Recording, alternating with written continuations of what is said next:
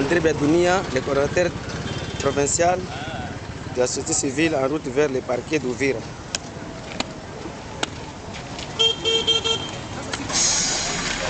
André Bedounia vers le parquet de grande instance d'Ouvira.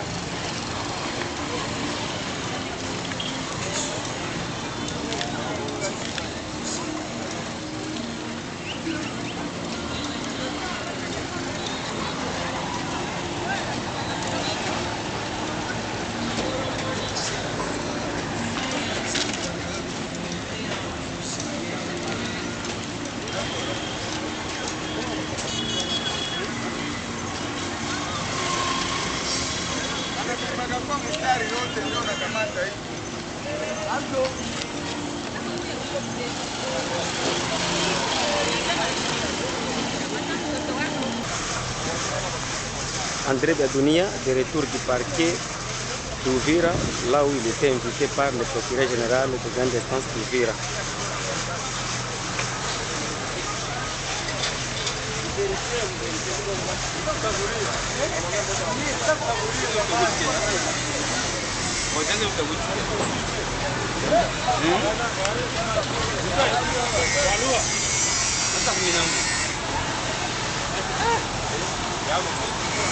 Hapa ni penyewe sasa hapa.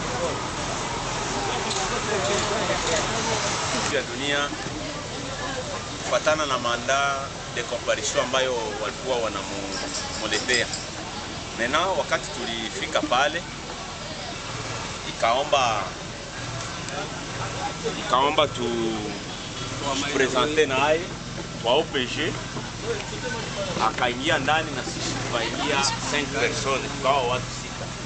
Wakati tuliingia mule ndani OPG akasema meno kama que monsieur Cordo unakuya wewe na watu wanafuata pendant que infraction inakuwaka individuel. Kusema meno kama tulimfuata unaelewa kama ni cordon wa watu na kikundi ainge limwacha kuye yepe.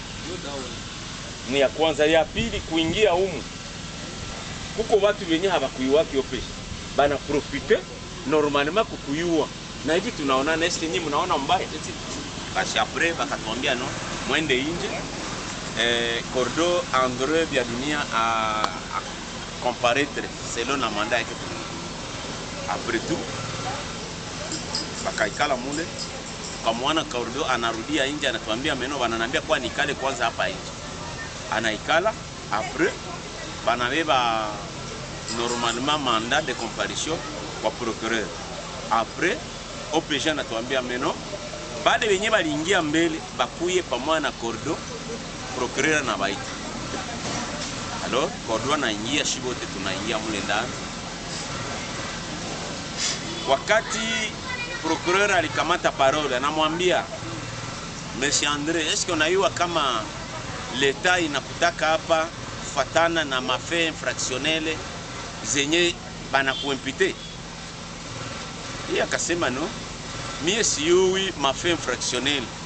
D'ailleurs commandant de comparution hakuna motif. Akasema no, leta kwanza ile manda muisome. A son article 15 inasema kama bana kuita kufatana na fe infractionnel zenye bana kuimpite. Ndio Cordo akasema kama unasema fait infractionnel yenye banani impute, jusque là hakuna definition ya motif. Na kama tulikuya hapa tulirepondre juu tukuye sikia utatuambia nini par rapport na hii mandat. Procureur akamwambia est-ce qu'on a eu kama ungeikala kunyumba usirepondre hii mandat de comparution tungekutumia mandat d'amener? Akasema normalement mimi sikuwa na woga ya kusema kama nitaacha kukuya na siwe nilifanya nini. Basi ndio kuanza kutuelezea mbo wewe ni nani, tunaanza kuzipresenter. Sasa mulimfuata André Bedounia hivi sa vile cordon wa nouvelle société civile na hamuyui kosa gani iko nayo mkamfuata, tunamulimfuata juu ya nini? Wasema meno shi tulimfuata parce que tunapaswa kuya tusikie ni nini ndio banamuimpite juu hatujui problème nyiko na. Sema no, prochainement hampashi kufanya ile juu service ya nani ya justice inakuwaka discretionnel, haisemaki, haituwezi penda aferi ya Andre kama alifanya ni yake binafsi, watu wote wa hiyo kamwesha meno. Wakati anaingia ku tribunal kuna kuwaga seance, eske wakati iko na samba infraction ya Andre tafichikana ubie kila mtu ataisikia. Basi wala akasema meno, na hivi sasa en guise de conclusion, Andre vya dunia tunamwambia arudie aende kunyumba, me shie tutamuita kama itakuwa ni kutelefone, tutamuita kutelefone. Me kwa hivi shie hatusemi kama tunamoretenire, wala ilikuwa ni afere yake prive, me haiba concerne, na ndio vile yeye arudie. Me tutamuita ingine wakati nitainstruire OPJ amuite akuye kusamba maneno yake ingine siku. Mais pour la journée d'aujourd'hui tunamwacha kwanza aende, parce que mie sikusinzia usiku yote. Monsieur le Cordon André, nous devons être sérieux. Comment que mandat de comparution yangu unaweza kuilargue ku réseaux sociaux? Je n'ai pas dormi aujourd'hui parce que baliniita d'ici là, alors nikakosa hata usingizi. Haoni kama ile iko deja iko infraction. Monsieur André akamwambia meno, wakati balileta mandat de comparution, d'ailleurs moi je ne t'ai pas. Sasa wakati balifikisha pale bakakutana secrétaire nikamwambia bwana, ile mandat unitumia hiyo ku WhatsApp. Secrétaire hakukuwa na telefone ya WhatsApp, na sasa wakati secrétaire hakuwa na telefone ya WhatsApp, ilibidi mubenye balikuwa pale bakaikamata bakanitumia hiyo. Et voilà que mwa ile na njo ilikuwa dispersé, mwenye alikamata naweza ituma, on ne sait pas ni nani njo alienda kuilargue. Ce n'est ni moi ni le secrétaire ni autre mtu mwenye, parce que le fait que tu balikamata inaonekana kwa mtu mwenye aliitrishe akaitupatupa ku réseaux sociaux. Akasema ule mtu angelikuwa hapa ningemfunga leo. Alors voilà que tulikuya vraiment bakatuambia turudie, yeye batatuaka muita kama kwa telefone. Ndio tuko tunajiuliza Kongo, vraiment justice ya Kongo, est-ce que mtu anaweza muita kwa telefone na naenda aende fungiwa? Alors na ndio vile tunafika hapa. Voilà ile ndio restitution. Tena leo sambo mimi remercier tu kwa kushindikizana bomba kama kisi mkosha waambia humu habari haiko makosa yangu mie. Habari walikuwa nitia ni probleme ya raia, ni probleme ya kukatala $30 yenye Barundi wanatuimpose mbele twende Burundi. Tuko tunalomba gouvernement congolais ifike ku niveau ya kuzungumza na gouvernement ya Burundi pour que bateremushe bei ku niveau ya $5. Je vous informe que vice gouverneur eko nakuya atarecevoir equipe restreinte ya nouvelle civile na atatuambia demarche ziko ku niveau gani ku niveau ya Burundi. Et donc tunasubiri tusikie demarche ziko ku niveau gani. Mais kesho tuko na réunion hapa juu ya kuprepare sortie ya kwenda Luvungi le 12. Tukwenda kuongele problème ya makalkere. Tutakuwa na raia makushe yote ya population na honorable Mbavaro na chef de groupement na mama Bafuliru pour que tuyue raia na beneficia kanini mwa ile kalkere. Tutakuwa hapa na 14h kesho. Maintenant tutaacha manimero wazi. Wakati gouverneur atafika kikuwa na besoin yetu, mtaona ndo ma message. Mwatapata message, anachikaza tukute kwenye tutamwambia kama tunaenda kuonana na mkubwa pour que tuzungumuze ile maneno na tuyue vya Burundi vinaanzia wapi na vinaishia wapi. Mais tuko en contact na société civile ya Burundi, imetuencourager tuone kama tunaweza kusukuma parce que kwao liberté d'expression inakuwa kidogo. Maintenant kama tunasukumana huku wanaweza kuteremsha bei. Mais zingine source pembeni na CPG zimetuambia kwamba sans problème batashusha bei. Mais tuendelee na pression kidogo bei itateremuka afin que ipuse kubeneficie ku peuple congolais yenyewe navukaka kila wakati kwenda kutafuta biashara kidogo sana. Le reste vraiment ni kuwashukuru sana, mmeacha kazi zenu, njoo militantisme ile. Ni wanapenda parce que mko enda mnatufuata muone commerce ke wengine wanafanya. A partir ya hapa kesho mimi ndaweza choko nasema mimi natabiacha hivi katikati yetu hapa niko kutoka mwingine cordo na sisi tutakuwa tena obligé kwenda nyuma yake pour que structure sikufe. Uvira iwezi bakia bila mtu wa kusukuma ba autorité bafanye kazi. Parce que tukiachia vile bila kutia pression Manake tunasambua raia yote ya Uvira, kuna mwateteteaka tena. Hapa ndio kwenye kwa watu wanategemea kama tunaweza pata mtu wa kusema kwetu. Na ukikuwa mmoja wa kusema manake utasemea raia. Yafaa kusema tu. Hii kwetu si kama NSC ni kututia nguvu. Basi kama unaona hawakusumbui manake hakuna kazi uko unafanya. Na kama wanakusumbua manake wanasantiri ke maendeleo yao uko na ikanyaga eko donc wanapenda bakuetupe pour que watch. Nikubaremercie na kuambia kama kompani yetu si yote iko ya Andre. Nikipataka message kwa telefone sitaendaka, nikipataka nipiga de telefone sitaendaka, mais nikipata document nitaenda. Siwezi enda bila document. Na ikifika nitawaambia. Merci beaucoup. Monsieur André Badounia, bonjour. Bonjour. Monsieur André Badounia, nous savons que vous êtes le coordonnateur de la nouvelle société civile Axe Sud Sud Kivu. Aujourd'hui, nous sommes le 5 juin 2021. Vous étiez invité au parquet des grandes instances d'Uvira. Est-ce que vous pouvez élucider à la population ou bien à l'opinion tant nationale qu'internationale pourquoi tu étais invité au parquet des grandes instances d'Uvira? Merci beaucoup pour cette interview. Je ne saurais pas vous dire de quoi il s'agit. Mais nous avons reçu un mandat de comparution de la part du procureur. Nous demandons de nous présenter aujourd'hui à 9h. C'est un samedi. Nous sommes partis accompagnés par les membres que nous remercions d'ailleurs en passant. Arrivés au niveau du parquet, nous avons été reçus par un OPJ. L'OPJ ne nous a rien dit, il nous a demandé de décliner notre identité, nous l'avions donnée. Et subitement, il nous a demandé de passer au niveau du bureau du procureur. Nous sommes arrivés au niveau du bureau du procureur. Et qu'est-ce qu'il va nous dire? Il va s'alarmer comme quoi il ne faudra pas que nous soyons accompagnés par plusieurs personnes. Comme ça que nous, il nous a dit, rentrez à la maison, les infractions sont individuelles, on pourra vous signifier de quoi il s'agit dès que vous viendrez. Il nous a reproché le fait d'aller avec plus de 3-4 personnes, mais moi-même je lui ai dit que je suis notable quand même. Je suis notable et que ma présence devant les instances judiciaires doit être une alerte et que la population doit savoir de quoi il s'agit.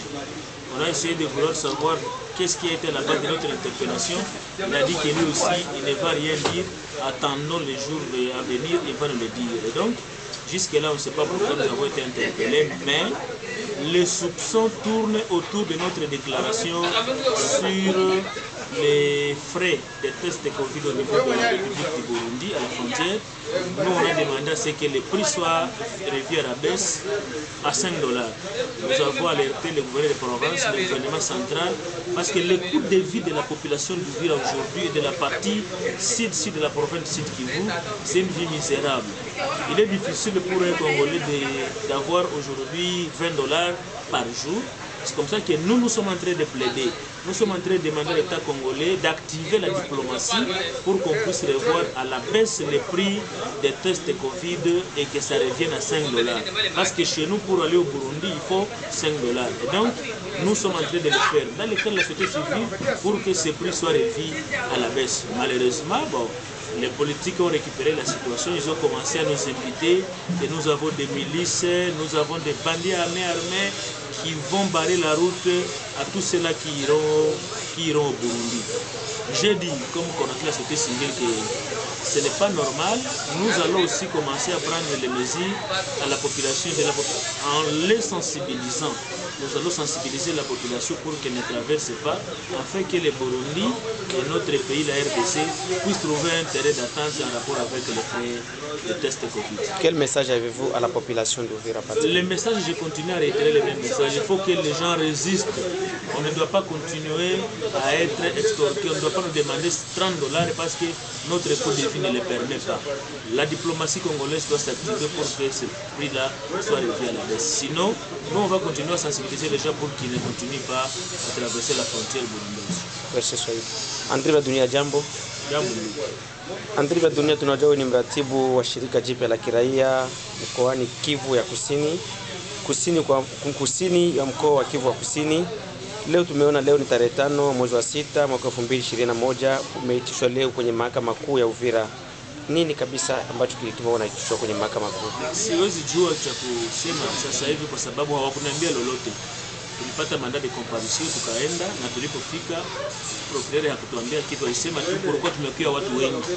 Nilimwambia kwamba niko kama mtambo wa mwingine, hawasingeenda na watu wawili watatu. Fodre wa mambo yote ya shirika jipya la raia tushindikizane nao. Na akasema kwamba ni makosa, tukasema okay, tuna prendre bonne note. Akasema kwamba turudi nyumbani, atatuita wakati mwingine, tuko tunasubiri invitation.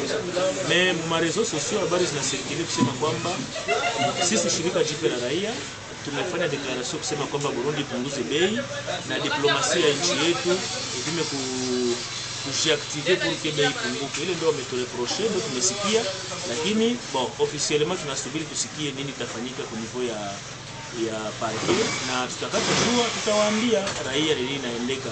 Lakini habari ambayo tumepata ni kusema kwamba sisi tumekataza watu wasivuke mpaka kwa sababu bei imepandishwa.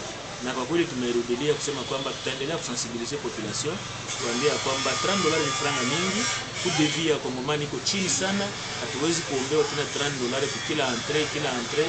Et donc tunalomba gouvernement congolais ijiactive pour que le franga iteremuke irudie kwa $5 kama jinsi kwa kwetu $5.